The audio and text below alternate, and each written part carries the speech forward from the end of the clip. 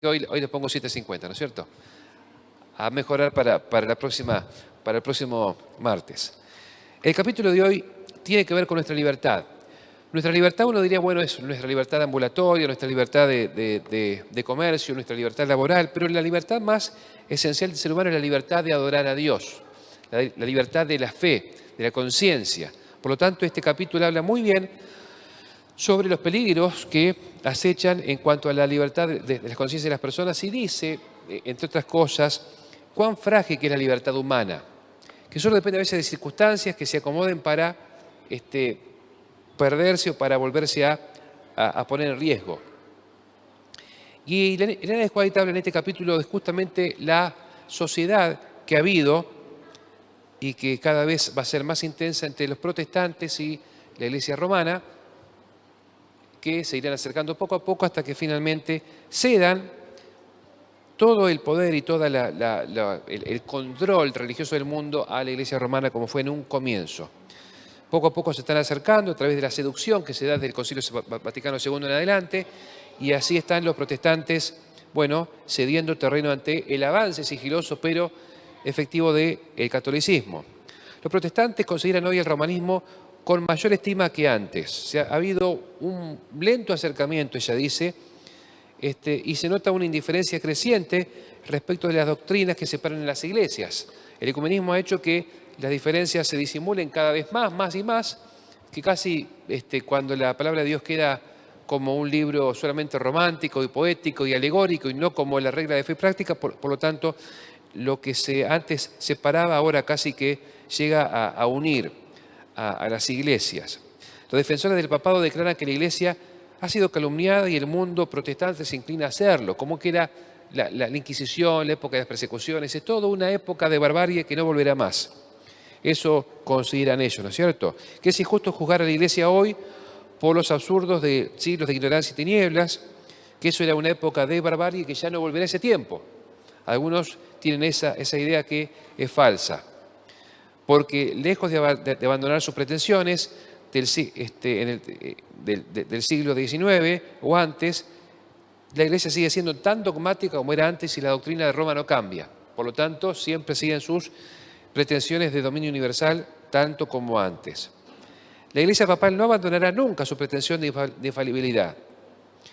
Por lo tanto, dice ella, deróguense las restricciones impuestas en la actualidad, déjese a Roma que recupere su antiguo poder y se verá resucitar en el acto su tiranía y sus persecuciones. Por lo tanto, Roma no cambia las circunstancias, pero está esperando y vigilando que las circunstancias cambien para poder volver a dominar como antes.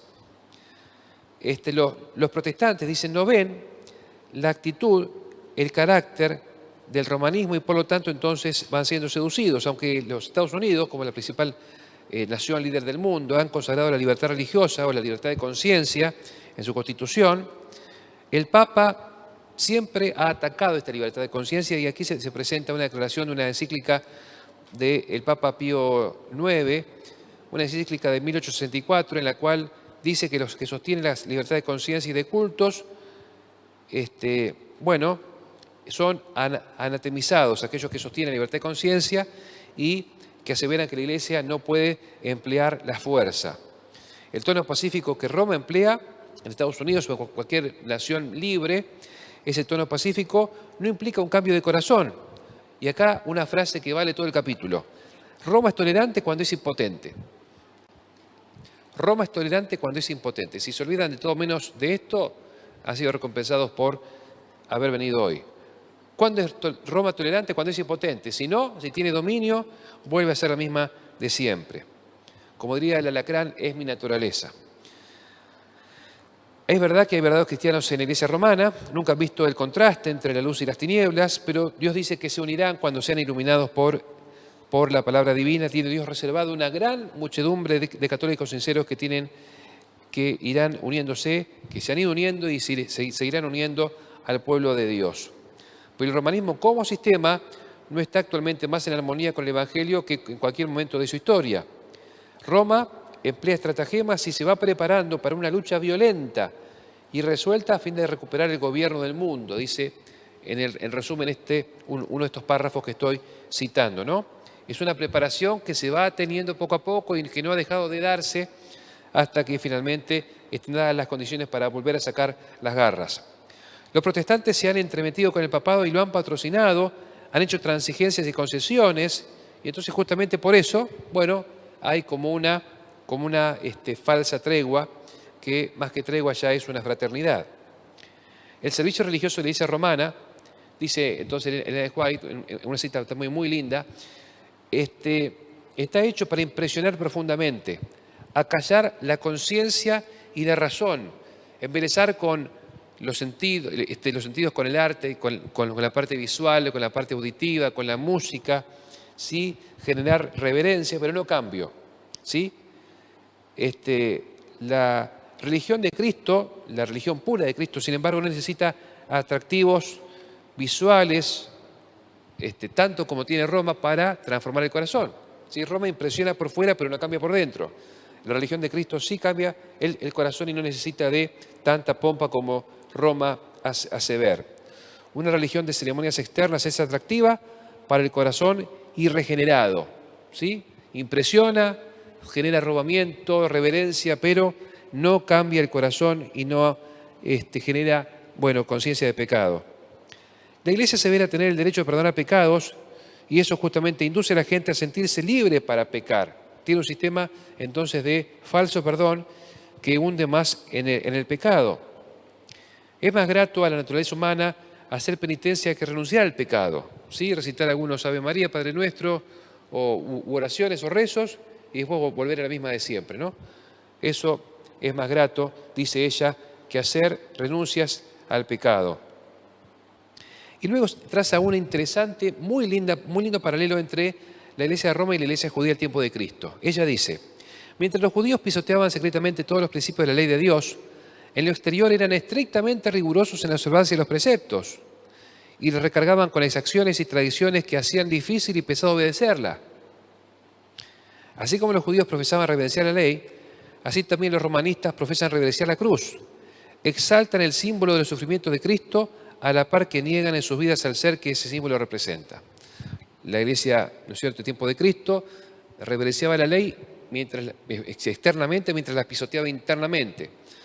La Iglesia romana exalta la cruz pero niega al ser divino, Cristo, que murió en ella. En definitiva, dice ella, todo esto es un gigantesco sistema de engaño que el príncipe del mal ha hecho para deshonrar a Dios y hacer al hombre cada vez más miserable. En la actualidad, Roma presenta un rostro amable, preocupado por los pobres, por la ecología, por la paz del mundo, y pide disculpas por su legajo de horribles crueldades. Se ha puesto vestiduras como las de Cristo, pero no ha cambiado. Todos los principios de las peores épocas están vigentes y no han sido renunciados o rechazados por Roma. El catolicismo se parece mucho, en verdad, al protestantismo de hoy, debido a lo muchísimo que éste se ha degenerado desde los días de los reformadores. Así que ella dice, hay como una involución del protestantismo que ha hecho que, más que Roma cambiar, el protestantismo se ha asimilado a Roma y por eso hay tanto entendimiento ecuménico. El papado está bien adaptado para satisfacer plenamente las necesidades de todas las personas. Por eso dice que el papado se adapta a las clases altas, medias y bajas. Tiene diferentes estrategias para cada público y por esa razón siempre habrá gente católica en diferentes extracciones sociales. Muy bien, vamos ahora a otra parte que había marcado, que está aquí. El sistema romano está anticipado justamente en la profecía bíblica como que generará una herida mortal que Roma tiene, que ya se ha curado y se curará completamente cuando vuelva la persecución. Tanto en el viejo como en el nuevo mundo se le tributará homenaje al papado por medio del honor conferido a la institución del domingo, que descansa únicamente sobre la autoridad de la Iglesia romana. Así será justamente como se desenvolverá el último engaño. Por último, dice que Roma sigue sobreviviendo por su sagacidad y por su astucia, que asombran.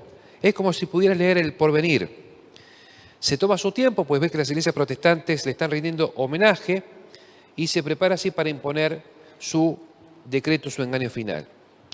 La historia testifica lo astuta y persistente que es en sus esfuerzos por inmiscuirse en los asuntos de las naciones, así que sigilosamente acercando así el protestantismo, sigilosamente influyendo en la política del mundo, está agazapada para lo que pronto, cuando se den las condiciones, va a hacer. Gracias, sí. Estaba allí recién ahogado, así que gracias.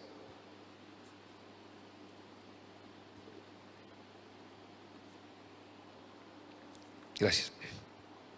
Muy bien. Finalmente, la palabra de Dios nos da advertencias acerca del peligro, no solamente para nosotros, sino para todo el mundo. Descuídense estos avisos y el mundo protestante sabrá cuáles son los verdaderos propósitos de Roma cuando sea demasiado tarde para escapar. ¿Sí? Cuando ya la red esté tejida y sea difícil escapar. Pronto veremos y palparemos cuáles son los elementos constitutivos de los propósitos de Roma. Cualquiera que crea y obedezca la palabra de Dios incurrirá en censura y persecución.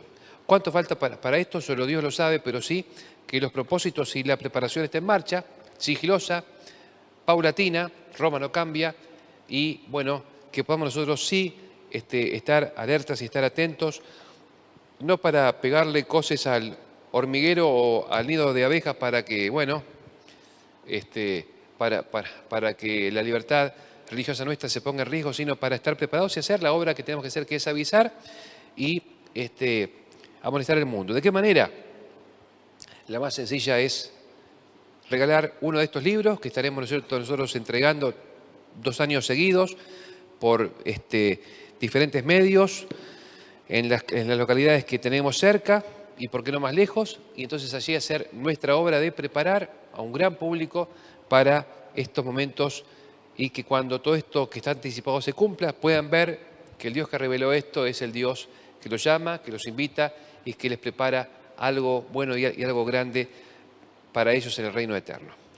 Muy bien, vamos a pedir ahora a los chicos batuteros que se vengan de vuelta aquí adelante. Están haciendo dibujitos muy lindos, pero yo les quiero interrumpir un cachito para que puedan ellos dirigir el último himno que está preparado hoy, que es el himno Cristo viene, esto es cierto. Sí, así que vamos a pedirle a los chicos que puedan pasar aquí delante. Vamos a